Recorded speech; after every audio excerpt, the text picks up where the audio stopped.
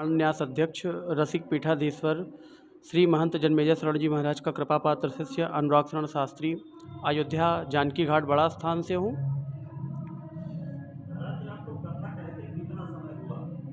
मैं 7 वर्ष की अवस्था से कथा कर रहा हूँ और मुझे कथा करते हुए तकरीबन 18 वर्ष हो रहे हैं। मैं अब तक अपने जीवन में 230-235 कथा मैं कर चुका हूँ और भारत ही नहीं अपितु विदेशों के माध्यम से भी मैं श्री राम कथा व श्रीमद् भागवत कथा, श्रीमद् देवी भागवत कथा के माध्यम से देश और विदेश भ्रमण भी कर चुका हूँ और सनातन धर्म का प्रचार प्रसार, अपने राघव का प्रचार प्रसार मैं कर रहा हूँ। जैसे कि इस समय सुनने में आ रहा है कि भारत को हिंदू राष्ट्र घोषित होना है, इस पर आपका क्या विचार है? सिर्फ ट्विटर पर चिल्लाने से, सिर्फ फेसबुक पर पोस्ट करने से भारत हिंदू राष्ट्र घोषित होने वाला नहीं है। जब तक हमारे यहाँ जात पात का भेदभाव खत्म नहीं होगा, मैं ब्राह्मण हूँ, मैं क्षत्रिय हूँ, मैं वैश्य हूँ, मैं शूद्र हूँ, जब तक ये नहीं खत्म होगा तब तक हिंदू राष्ट्र घोषित होने वाला नहीं है। जब तक हिंदू संगठित नहीं होगा तब तक हिंदू राष्ट्र घोषित होने वाला नहीं है। हिंदू राष्ट्र उस दिन घोषित हो जाएगा जिस दिन प्रत्येक घर में गाय पाली जाएगी। हिंदू राष्ट्र उस दिन घोषित हो जाएगा जिस दिन प्रत्येक हिंदू अपने मस्तक पर तिलक लगाना चालू कर देगा। हिंदू राष्ट्र उस दिन घोषित हो जाएगा जिस दिन प्रत्येक हिंदू अपने पीछे शिखा रखना चालू कर देगा। आज ये चीजें बंद होती चली जा रही है। अपने संस्कारों का पालन करना ही नहीं चाहता है कोई।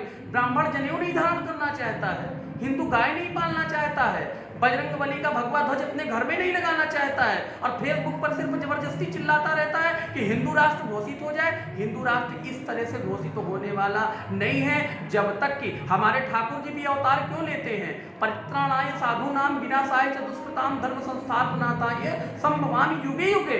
धर्म की संस्थापना करने के लिए हमारे राघवेंद्र सरकार जन्म लेते हैं। जब जब होए धर्म की हानि, बाढ़े असुर अधम मानी, तब तब प्रभु धरि विविध शरीरा, हरे कृपानिधि सज्जन पीरा और विप्रधेनु सुर संतहित लीन मन अवतार।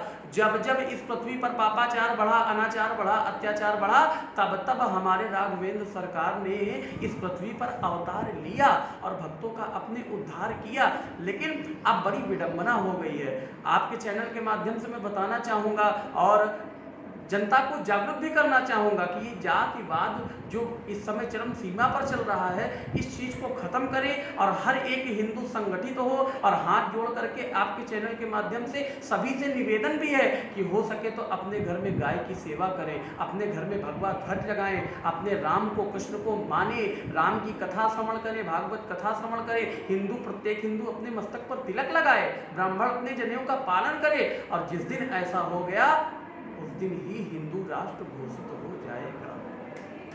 आदरणीय गुरु जी, जैसा कि आप राम कथा कह रहे हैं, तो राम कथा में आप यह अवगत कराएं हमें कि राम जी को, श्री रामचंद्र भगवान को सिर्फ 14 वर्ष का ही वनवास क्यों?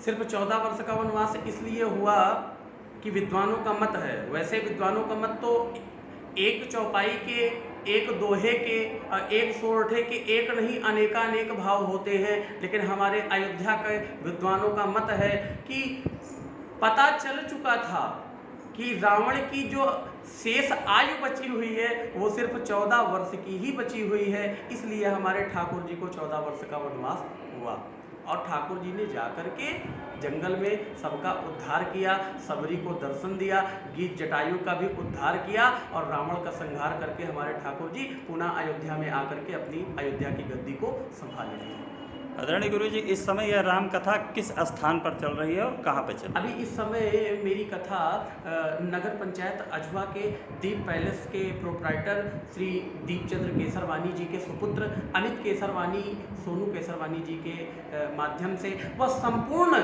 नगर पंचायत अजवा नगरवासी व क्षेत्रवासी के भक्तगणों के सहयोग से हमारी यह श्री राम कथा प्रेम यज्ञ व सामूहिक रुद्राभिषेक समस्त जजमानों के द्वारा ये संपन्न हो रही है, जिसका कि आज खष्टम दिवस है। गुरुजी, आप जैसा राम कथा अजवा में चल रही है तो अजवा वासियों के लिए कोई आपका संदेश?